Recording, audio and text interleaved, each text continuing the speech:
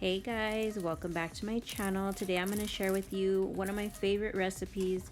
It's really good for the evening times, breakfast times, or just that cold weather that you're just looking for something to warm you up.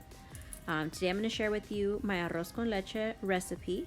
As you can tell here, I have some white rice, I have some evaporated milk, some sweetened condensed milk, and then some cinnamon sticks, and then of course I'll need a measuring cup. I already did measure out 1.5 cups of rice here. I did rinse it a few times just to get that cloudy water away. And ultimately here I only added about 2 cups of water, but I do end up adding 4 cups of water to my pot to allow it to boil just for a little bit with the cinnamon sticks by itself. That way it can start absorbing that cinnamon flavor.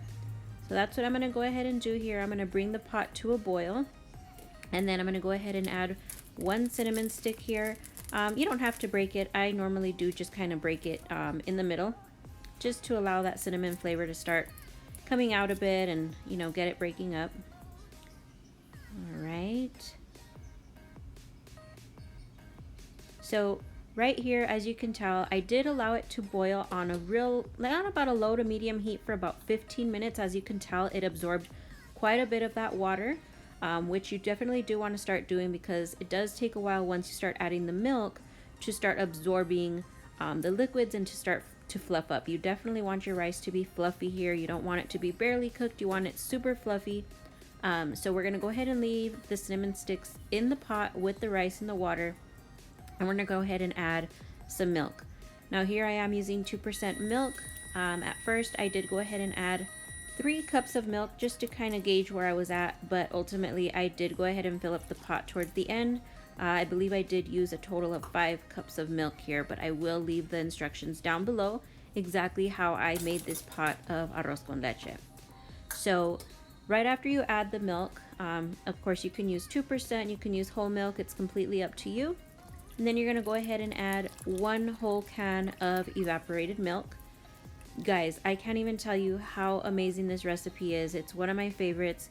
I did learn it from Abuela's Kitchen. It's another YouTube channel that I came across quite a long time ago, and I've been using the recipe ever since. Now, right here I did use an actual, a bottled water. So I filled up this can of evaporated milk with the bottled water.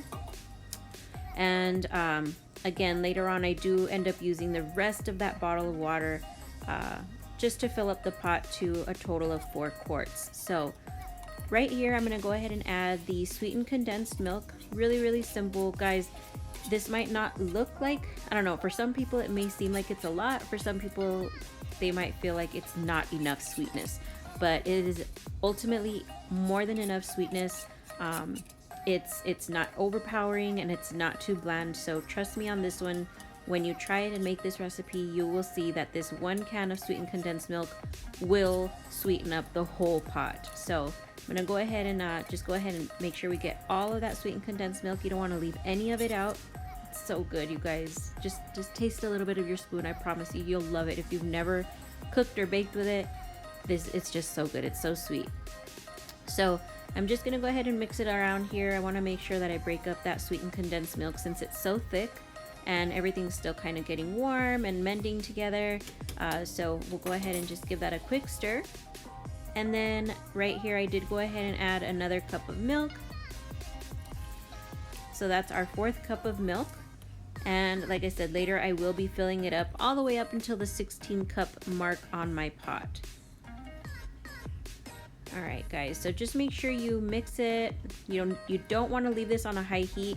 Remember, once you finish boiling the water in the beginning with the cinnamon sticks, you do want to lower the heat because the milk will start to burn. It might not look like it's boiling, but down at the bottom of the pot, it will start to stick if you don't, mix it occasionally. So just make sure here and there you go and you give it a light mix, and you definitely don't want to keep it on a high heat because trust me, and I tell you this with experience, I have put this on a higher heat and it completely boiled over. It made the biggest mess. You definitely don't want to do that. So with this recipe, kind of just keep an eye on it. You don't want to leave it alone for too long. Now I did go ahead and add just a little pinch of salt just to bring out the flavors. Nothing overpowering. You don't want to add too much, just a little pinch, and mix that in, okay? All right, so after I mix this, you're kind of just gonna go ahead and let everything kind of cook together. I would have to say a total that I let this kind of cook on a simmer would be about, I'm gonna say 30 minutes total. Now it does take a little bit of time, but again, you don't want to work too quick on this. You don't want to overboil it. You don't want to, put the heat too high, or you will scorch the milk on the bottom of the pan. Trust me, it will burn and you'll start getting some brown bits. So that was the bottled water that I used to fill up my evaporated can with earlier. So I just went ahead and put the rest of that water, and then like I said, ultimately I do add more milk to fill up all the way to the 16 cup mark. So I believe I used a total of about 6 cups of milk total, maybe a little bit over, but make sure you add it all the way to the top. You want to make sure that you do have enough liquids here, because the amount of time that you're going to be cooking this rice, like I said, it's not going to be just barely cooked rice. You're going to have that really fluffy, soft rice, and it does get thick as it cools as well. So you want to make sure you have enough liquid there, or you're not going to have that. You're just going to have, rice. So just keep mixing it, and yeah, just keep watching, guys.